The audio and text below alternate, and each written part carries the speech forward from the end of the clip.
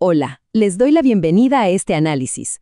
Hoy vamos a meternos de lleno en una de las iniciativas comunitarias más impactantes que existen frente a la violencia sistémica, la Red Infancia Robada. En este rato que compartiremos, vamos a desglosar su misión y su modelo operativo, que, les adelanto, se sostienen en dos pilares absolutos. Primero, la atención y el acompañamiento directo a las víctimas, y segundo, una prevención educativa profundísima en ámbitos clave como la familia, la escuela, la catequesis y los medios de comunicación. Básicamente vamos a ver cómo logran transformar el dolor más profundo en una red de protección increíblemente fuerte. Para arrancar, quiero que anclemos todo este análisis en esta frase espectacular de Paulo Freire. Él decía que la esperanza no es una pura terquedad, sino un imperativo existencial e histórico.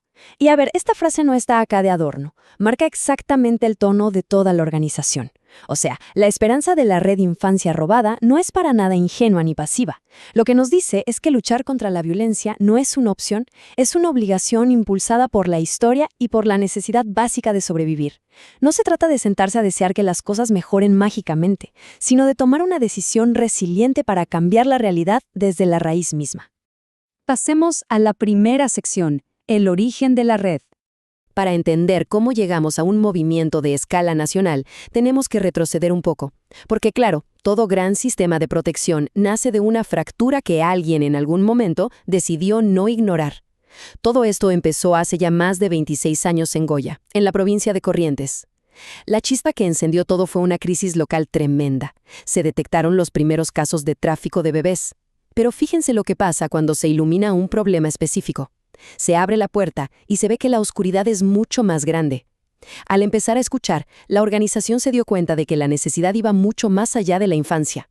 Empezaron a acercarse mujeres en situación de vulnerabilidad, adultos mayores, personas con problemas de adicción y víctimas de explotación. Es fascinante ver esta evolución cronológica, porque nos muestra cómo una crisis superlocal se terminó convirtiendo en esta inmensa red que ya lleva 10 años de camino institucional formal. Sección 2. Múltiples formas de violencia.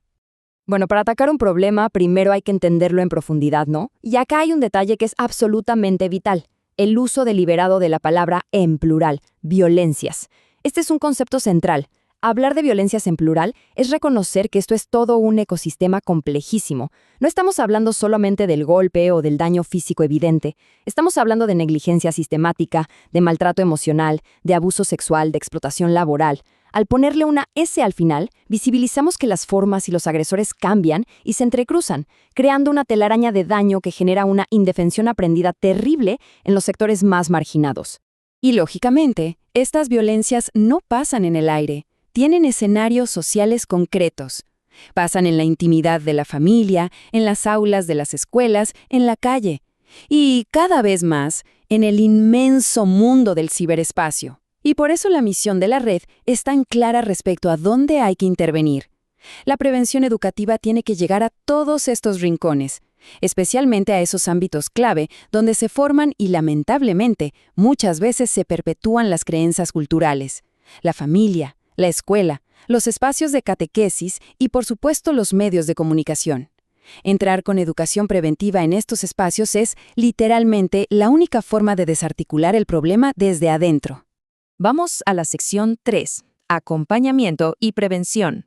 Y esto nos conecta directamente con cómo operan en el día a día. Imagínense por un segundo la realidad emocional de una persona que llega a pedir ayuda. Al principio, es una oscuridad y un aislamiento totales. Muchas veces esto pasa porque la misma sociedad naturaliza el maltrato. Entonces la persona siente que está completamente sola. El objetivo número 1 acá es tender un puente de empatía. Es acompañar a la persona en ese trayecto indispensable para que pase del silencio y el terror absoluto a un espacio donde se le escuche de verdad, se la comprenda y, más que nada, pueda recuperar su dignidad gracias a un acompañamiento que no la suelta. Acá está el corazón de todo, los dos grandes pilares que sostienen a la organización. Ese equilibrio perfecto entre lo urgente y lo importante. Por un lado, tenemos la atención a las víctimas. Esto es el ahora. Apoyo psicológico, asesoramiento legal de primer nivel y pelear por restituir derechos de forma inmediata. Pero por otro lado tenemos el segundo pilar, que es el trabajo a largo plazo, la prevención educativa, porque no sirve de nada curar una herida si no evitamos que vuelva a pasar.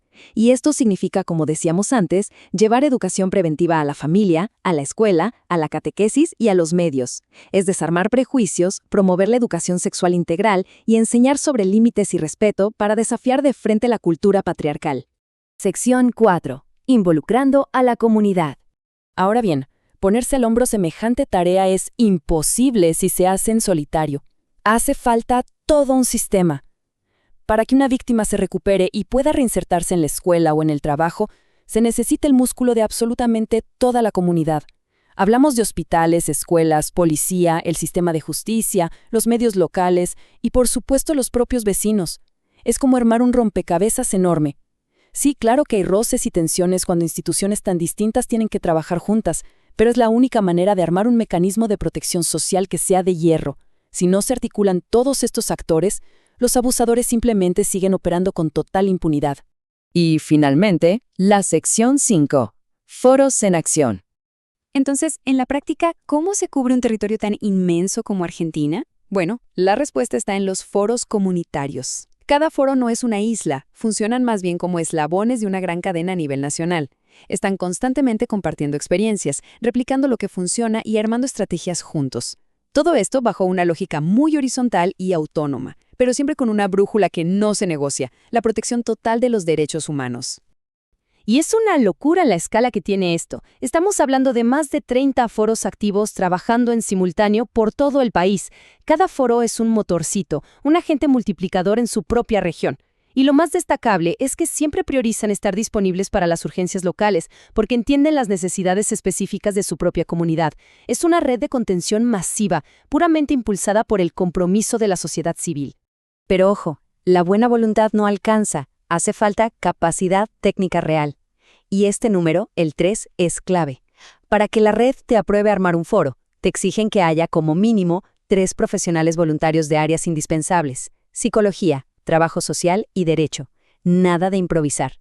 Esta regla interdisciplinaria asegura que el trato a las víctimas sea sumamente riguroso y súper profesional, especialmente porque los procesos judiciales y de sanación personal suelen ser larguísimos y muy desgastantes. Para ir cerrando este análisis y después de ver toda la maquinaria de atención y prevención educativa que se necesita para hacer frente a esto, nos queda una reflexión dando vueltas. Erradicar violencias tan profundas requiere que no miremos para otro lado. Así que les dejo esta pregunta para que la pensemos. ¿De qué manera podemos desde nuestros propios entornos fortalecer y sumar estos engranajes de protección comunitaria? Porque al final del día, ese es el verdadero desafío: garantizar que ninguna otra infancia y ninguna otra vida siga siendo robada por la violencia. Muchísimas gracias por acompañarnos en este espacio.